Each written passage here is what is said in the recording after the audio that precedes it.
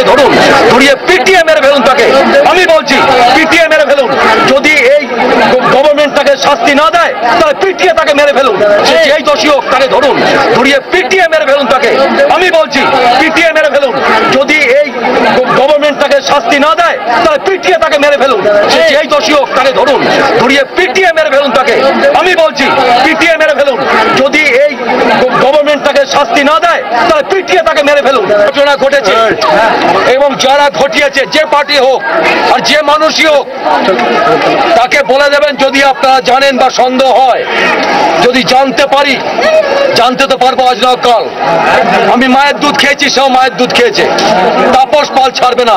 কোন সিনেমার শুটিং নয়, তৃণমূল কংগ্রেসের সাংসদ তাপস পাল এই ভাষাতেই শাসানি দিয়ে আসলেন নদিয়ার নাকাশিপাড়ায়। এই এলাকায় বেশ কয়েকটি ধর্ষণ করে খুনের ঘটনা ঘটেছে। তৃণমূল কংগ্রেস নেত্রীর নির্দেশে রবিবার নাকাশিপাড়ায় গিয়েছিলেন তাপস পাল। বেশ কয়েকজনের বাড়িতেও যান তিনি। নায়ককে দেখতে ভিড়ও মন্দ ছিল না, কিন্তু এরপরই সাংসদের বক্তব্য শুনে গ্রামবাসীরা রীতিমতো অবাক। তখনও বলে চলেছেন তিনি, যে গ্রামের সারা কৃষ্ণনগরে কোন মহিলাকে কেউ যদি কোনোভাবে রেপ করে, কোন বাচ্চা মেয়েকে যদি মারে, আমি কিন্তু ছাড়বো না। তার গোষ্ঠীকে আমি শেষ করে দেবো। এটা আমি বলে যাচ্ছি আপনাদের। এটা আপনারা পারলে ঢেড়া পিটিয়ে বলে দিন যে তাপস পালে কথা বলে গেছে, যে একটা গরিব মানুষের একটা বাচ্চা মেয়েকে যেভাবে রেপ করে মেরেছে, খুন করেছে, তাপস পাল কিন্তু ছাড়বে না। যে গ্রামের সারা কৃষ্ণনগরে কোন মহিলাকে কেউ যদি কোনোভাবে রেপ করে, কোন বাচ্চা মেয়েকে যদি মারে, আমি কিন্তু ছাড়বো না। তার গোষ্ঠীকে আমি শেষ করে দেবো। এটা আমি বলে যাচ্ছি আপনাদের। এটা আপনারা পারলে ঢেড়া পিটিয়ে বলে দিন যে তাপস পালে কথা বলে গেছে, যে একটা গরিব মানুষের একটা বাচ্চা মেয়েকে যেভাবে রেপ করে মেরেছে, খুন করেছে, তাপস পাল কিন্তু ছাড়বে না।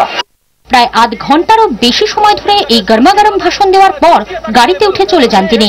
তবে তাঁর এই ভাষণ নিয়ে ইতিমধ্যেই রাজনৈতিক মহলে শোরগোল পড়ে গিয়েছে।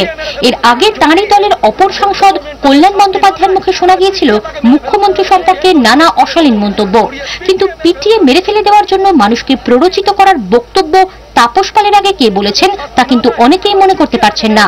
তবে তাঁর বক্তৃতাতে যে চটজলদি কাজ হয়েছে তার প্রমাণ কিন্তু ইতিমধ্যেই মিলতে শুরু করেছে। রাত থেকে আবার সন্ত্রস্ত হয়ে উঠেছে নাকাশিপাড়ার বিভিন্ন গ্রাম। এরপর এই অঞ্চলের মানুষ সত্যি আইন হাতে তুলে নিয়ে কাউকে পিটিয়ে মেরে ফেললে তার দায়ভার সাংসদ নেবেন কিনা তার জবাব অবশ্য মেলেনি।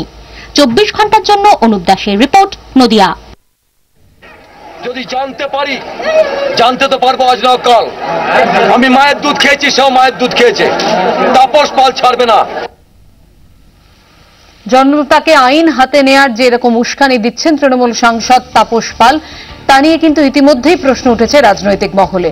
আমরা এই খবরের পাশাপাশি অন্যান্য খবর রয়েছে, আরো গুরুত্বপূর্ণ খবর রয়েছে, সেসব খবরে চোখ রাখবো। ফিরে আসছি, খবরে থাকুন, সঙ্গে থাকুন 24 ঘন্টা।